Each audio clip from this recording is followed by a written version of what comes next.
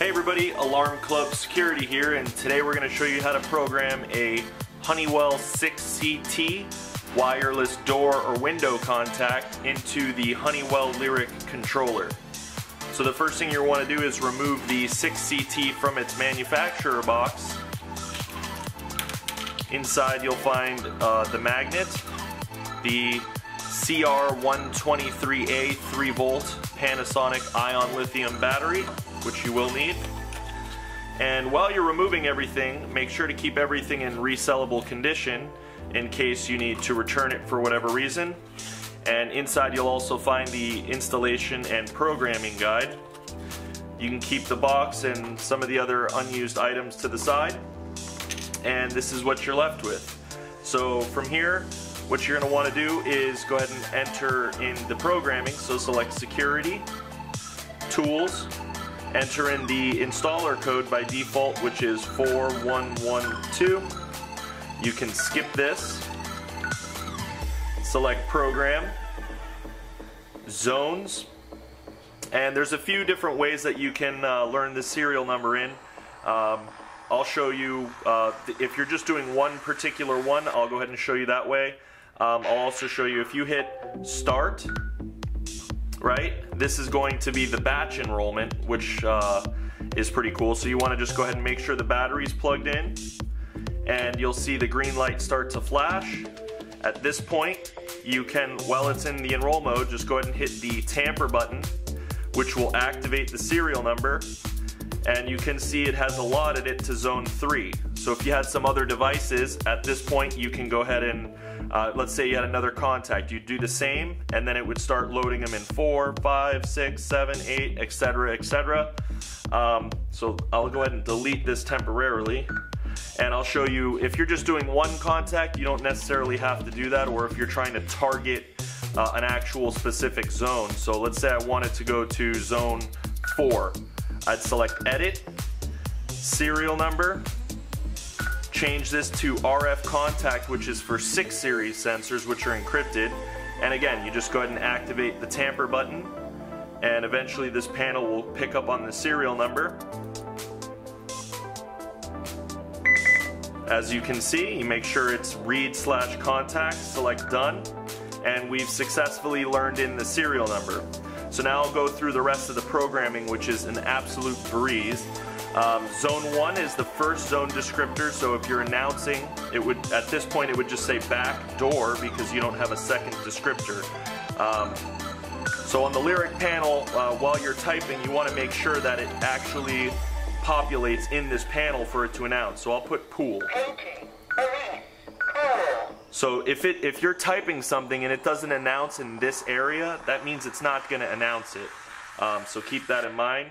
Select Save. So now it will announce back pool door. You can play around with that. It's pretty simple. Device type, you want to keep it door. Response type.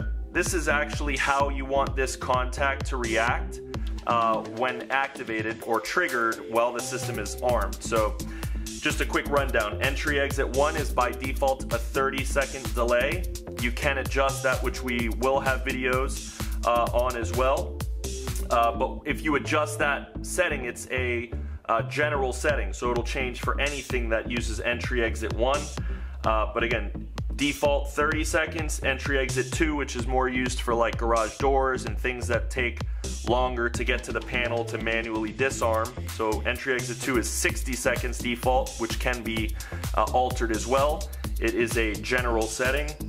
And perimeter, that means anytime the system is armed and somebody triggers this particular zone, it will instantaneously go into an alarm.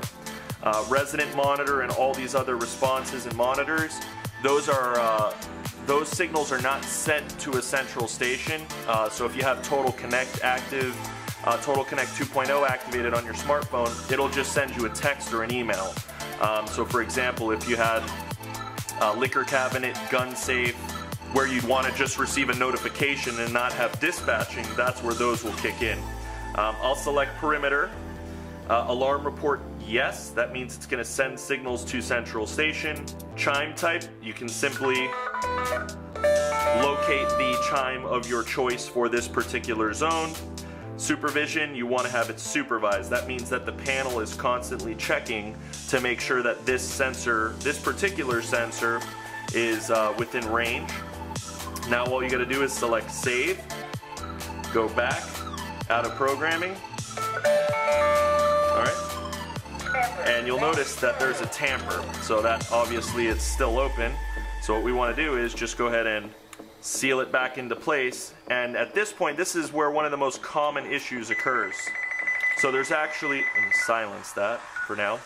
There's actually two tampers. There's a front tamper, which is sealed, and there's a back tamper. A lot of people will get to this process and say, oh perfect, let me install it.